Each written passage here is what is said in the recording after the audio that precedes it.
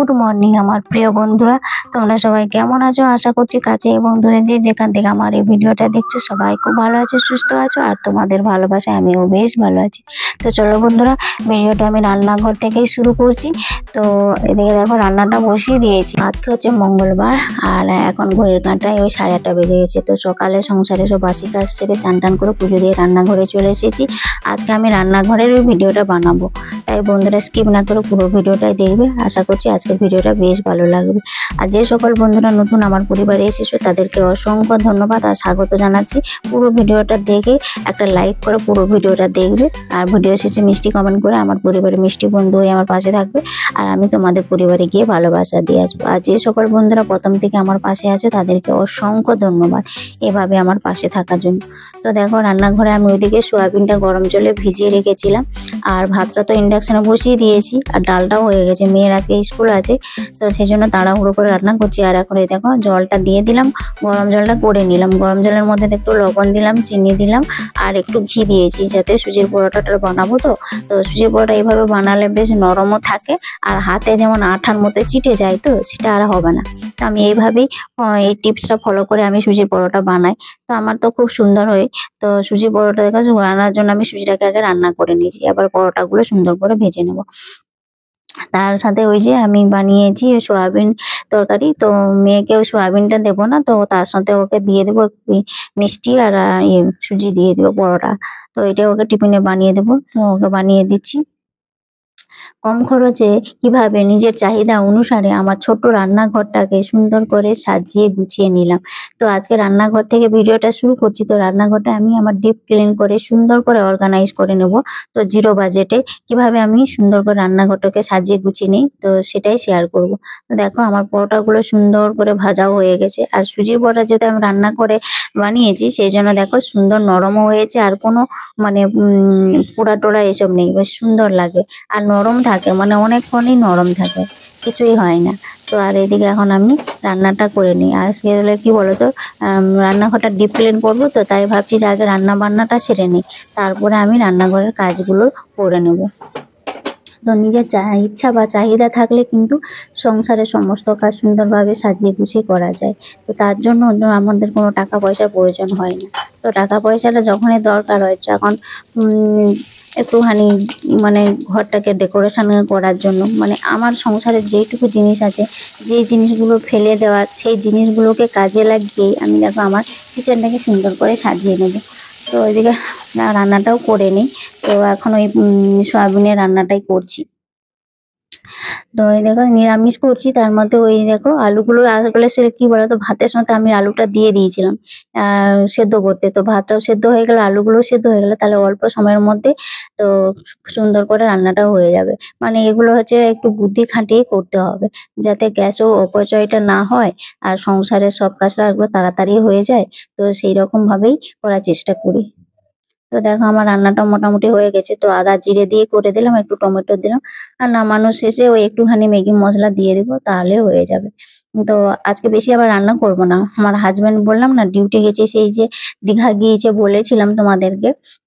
তো অক্ষয় তৃতীয়ার ওখানে না জগন্নাথ মন্দির উদ্বোধন হবে, সিএম আসবে, তো সেখানে ডিউটি গেছে 4 দিন আগে থেকে। তো এখনো পর্যন্ত বাড়ি আসেনি, সেই জন্যই আমরা এখন মা মেয়ে বাড়িতে রয়েছি, সেই জন্য অল্প অল্প করে রান্না করছি। তাতে মা মেয়ে তো, আর মা মেয়ে তো আমার খাই না সবজি টবজি, তো অল্প করে করে দিলে একবেলা রান্না করলে এখন দুবেলার জন্য হয়ে যায়, এরকম আর কি। দেখবে আসলে ঘরের না যে মানে মালিক, সেই যদি বাড়িতে থাকে তাহলে দেখো সংসারের রান্না বান্না বলো সব কাজগুলো একটু ভালোভাবে করা যায়, আর একটু রান্নাটা বেশি পরিমাণে করতে হয়। আর যখন ঘরের মালিক যদি না থাকে না, তখন কি বলতো, এই নিজেদের খাওয়ার মতো যতটুকু পারি অল্প একটুখানি রান্না করে নিলেই হলো। তো সেই জন্য আমিও তাই করি, যখন থাকে তখন একটু ভালো মন্দ করে রান্না করি, আর যখন না থাকে তখন আহ অল্প অল্প একটু রান্না করে খেয়ে নিই। আবার খাবার লোক থাকবে তাহলেই তো রান্না করবো, তাই না? শুধু শুধু কষ্ট করে আর খরচা করে বেশি কোনো লাভ আছে? তো আমি তো সেটাই ভাবি যে লাভ নেই। তো সেই জন্য কেন বাজে খরচা করব, বা আমার সময়টাও কেন মানে অযথা নষ্ট করবো, রান্না গাদা গাদা করে যাব, খাবার লোক নেই, তারপর নষ্ট হবে। তো এদিকে দেখো এখন আমি রান্নাঘরটা ক্লিন করে নিচ্ছি। রান্না বান্না এখন শেষ হয়ে গেছে, তো কমপ্লিট করে দিয়ে এখন দেখো আমি রান্নাঘরে সব এখন ডিপ ক্লিন করব। তো রান্নাঘরে আগে গ্যাসের ওভেনের এগুলো সব কিছু খুলে নিয়ে ওইখানে বেসিনের কাছে রেখে দিলাম, আর এখন ক্লিন করে নিয়েছি। তো একটুখানি ভীম জেল নিয়েছি, তারপরে একটু গরম জল নিয়েছি। কি বলতো, একটু গরম জল দিলে না সব জিনিসে তেল চিটানটা বিশেষ করে সুন্দর করে মানে ভালোভাবে উঠে যায়। একটু স্কচ বাইরে দিয়ে যদি ঘষে দেওয়া হয় খুব সুন্দর উঠে যায়। আর আমার মধ্যে দেখো আমি যে খাঁচা ঝুড়িটাই কিছুদিন আগে পরিষ্কার করেছিলাম, তো সেরকম তেল চিটানি হয়নি। আর আমি প্রত্যেকদিন রান্নার শেষেই 10 মিনিট মতো সময় নিয়ে সব কিছুখানি পরিষ্কার করে নিই। আর এইদিকে দেখছো আমি বলেছিলাম না তোমাদেরকে যে দেখো, নিজের ইচ্ছা আর বুদ্ধি থাকলে কিন্তু বিনা খরচে অল্প খরচের মধ্যে আমার রান্নাঘরটাকে সুন্দর করে সাজিয়ে নিয়েছি। আর ওই দেখতে পাচ্ছে না আটার যে প্যাকেটগুলো, সেটাকে দেখো আমি ওই ঝুড়িটার মধ্যে সুন্দর করে মাপ অনুসারে কেটে বসিয়ে দিয়েছি। তো এটার জন্য তো আমার কোনো খরচাও লাগে না, তাই না? খরচা লাগবে বলো? কোনো খরচা লাগে না। তার জন্যই দেখো আমি সুন্দর করে কেটে আর ঝুড়ির মধ্যে রেখে দিলাম, যাতে রান্নাঘরে সবসময় তো আর তেল চিটানি থাকে। আর আমাদের রান্নাঘরটা তো কোনো মডেলার রান্নাঘর নাই। আমি বলেই রাখি বারে বারে, এটা কিন্তু আমার নিজের বাড়ি নয়, এটা আমার ভাড়া বাড়ি। তো সেই জন্য ভাড়া বাড়ি যেমন বাড়ি তো তেমনি করে থাকতে হবে। তো আমি কি বলতো, নিজের বাড়ি হোক আর ভাড়া বাড়ি হোক, যেখানে যাই সেটাকে নিজের বাড়ির মতো করে সুন্দর করে সাজিয়ে গুছিয়ে রাখার চেষ্টা করি।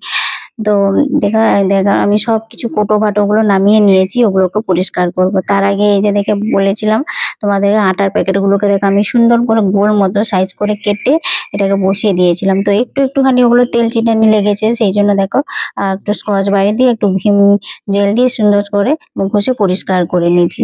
তো এগুলো আবার একটুখানি আমি রোদে দিয়ে দেবো, যাতে রোদে একটুখানি হাওয়াতে শুকিয়ে গেলে জল যদি জলটা শুকিয়ে গেলে তারপরে এনে আবার সুন্দর করে সাইজ করে রেখে দেবো, অর্গানাইজ করে নেব। এইভাবেই করি।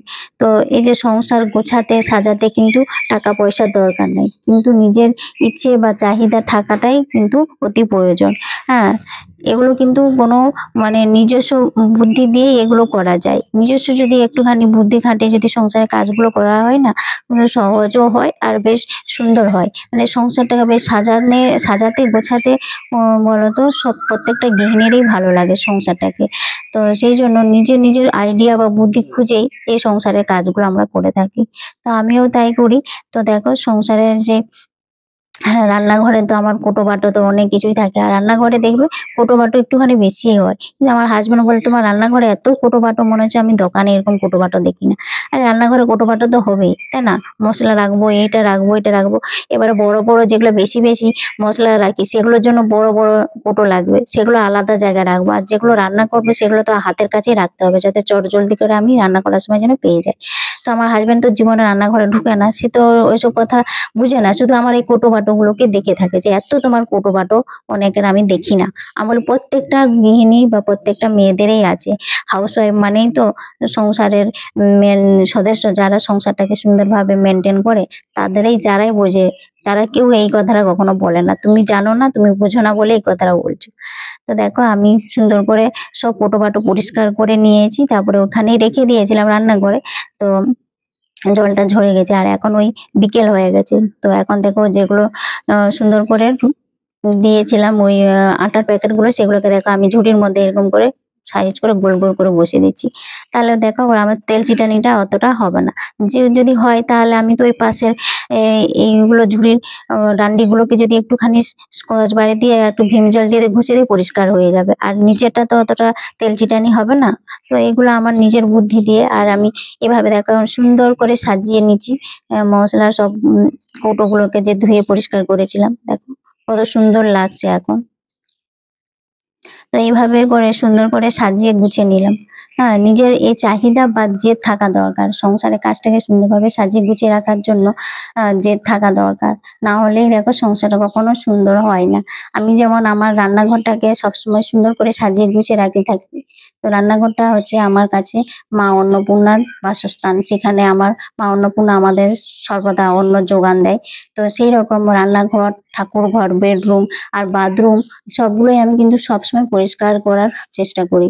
আর তোমরা তো জানোই আমি সবসময় চারিদিকে আনাচে কানাচে পরিষ্কার করেই থাকি। তো দেখো আমার ঝুড়িটাকে সুন্দর করে সাজিয়ে নিলাম, আর তেলের এগুলোকে দেখো একটা টিস্যু পেপার দিকে ছোট্ট দেখে ট্রের মধ্যে রেখে দিলাম। তো দেখতে কত সুন্দর লাগছে বলো? তো এদিকে এখন গ্যাসের ওভেনে যেগুলো সবকিছু আমি পরিষ্কার করে রেখেছিলাম এগুলোকে এখন সুন্দর করে সাজিয়ে গুছিয়ে নেব। তো পুরো সাজিয়ে নিই, তারপরে তোমাদেরকে দেখাচ্ছি আমার রান্নাঘরটা কেমন লাগছে। ও কত সুন্দর লাগছে দেখতে, তাই না? তো ভিডিওটা কেমন লাগছে, তো রান্নাঘরটা সাজিয়ে গুছিয়ে নিয়েছি। আর কেমন লাগছে কমেন্ট করে জানাবে। তো সবাইকে টাটা বাই, দেখা হচ্ছে আবার একটা সুন্দর নতুন ভিডিওতে।